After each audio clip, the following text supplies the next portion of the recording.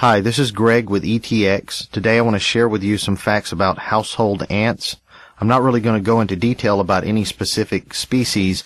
I just want to talk about some common ants and ant problems that we have here in central Alabama, Jefferson and Shelby counties to be specific. To start off with, you're most likely to see them inside your home in the spring and summer. That's when they come to the surface. That's when you see ant colonies in the form of mounds in your yard. The most obvious places are around doors and windows. They're trying to get inside for food and moisture. When it's extremely hot, extremely dry, or the environment changes, that precipitates them to move, and if they can find a way inside your home for the food and moisture that you have, they'll do it. During a hard freeze in the wintertime is just as common as summer for ants to invade your home, so there's no real ant season here in central Alabama. Some not so obvious places they'll invade your home are around sinks and showers. They're looking for food and moisture in those areas. They use wall voids, plumbing, and electrical wires as tiny interstate systems to get inside your home. Ants have been known to literally travel miles to enter a structure. They can get in the smallest cracks, so you would have to seal your home airtight to prevent this, which would be impossible. Over the years, I've had customers that have had nothing but a closet full of clothes where the ants have infested the closet and there's no food in there, there's no moisture.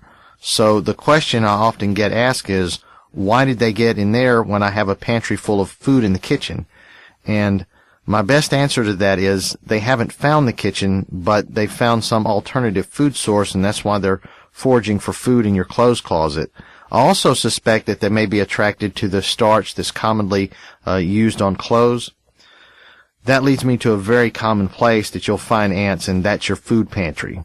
Ants don't all show up at once, even though it seems like it. What happens is ant colonies have scouts that go out and forage for food, and if they find it, they'll return to the colony and they'll send out a pheromone trail, which is how they communicate, and that signals the other ants to follow and invade the area. That's how you wind up with thousands of ants in what seems to be all at once. Now, ants don't carry diseases. They primarily bite and sting, and they infest stored food. Here are some species that you're likely to see in our area. The Argentine ant. These are sugar-feeding ants. They attack and feed off of other insects. Their colonies are very mobile, which means they'll relocate if necessary. Next is the Carpenter ant. These are sugar-feeding ants, and contrary to popular belief, they don't eat wood. They nest in wood that has a high moisture content or that's water damaged. Next is the crazy ant. Now, these sugar-feeding ants feed on honeydew produced by aphids. They can invade homes in the fall or after a rain because both conditions reduce the availability of honeydew outdoors, and they'll nest in mulch areas and under trash cans.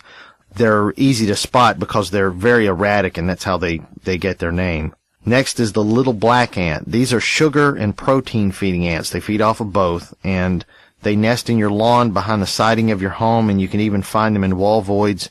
It's not uncommon to find these around your sink and showers. These aren't all the species that you'll find, but it'll give you a good grasp of the ants that are in our area. Here's some things that you can do to try to prevent ants from invading your home.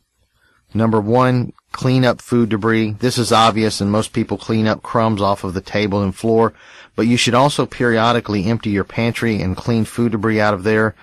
Get rid of old food items. Most people eat sitting on the couch, so clean under the cushions, and if you have kids, I don't have to tell you that you'll have to be pretty vigilant in keeping their rooms clean and of food debris. Number two, keep food items in sealed containers. If the item is too large, such as dog food, you might need a large container, but if that's not an option, consider keeping that in your garage or utility room. Number three, seal up any cracks or open areas. You can't seal up every crack, but if there's an area that ants are constantly popping up in, try to find the entry point and seal it up with caulk or grout if the crack is if the opening is tile. Number four, if they've already started invading the area, use a mixture of bleach and water and spray them and wipe them up. Now, what this does is break up the pheromone trail that causes the other ants to not be able to follow them. Mixing 1 part bleach with 3 parts water is enough. This is usually a temporary fix, but it often works pretty quickly. Don't spray this on carpet or any fabrics because, as you know, the bleach will ruin the surface. If you're having pest problems or you would like to prevent pest problems in your home, let me tell you about a service called Target Guard. It's a 4-step initial treatment from ETX. It controls and prevents over 100 different species of pests that are most common to our area. We're a local company in the Birmingham area. We service Hoover, Vestavia, and Pelham areas, just to name a few. And if you'd like to know more, please visit us at etxpro.com, or you can call us at 426-0381, and you can also text or call 223-9460.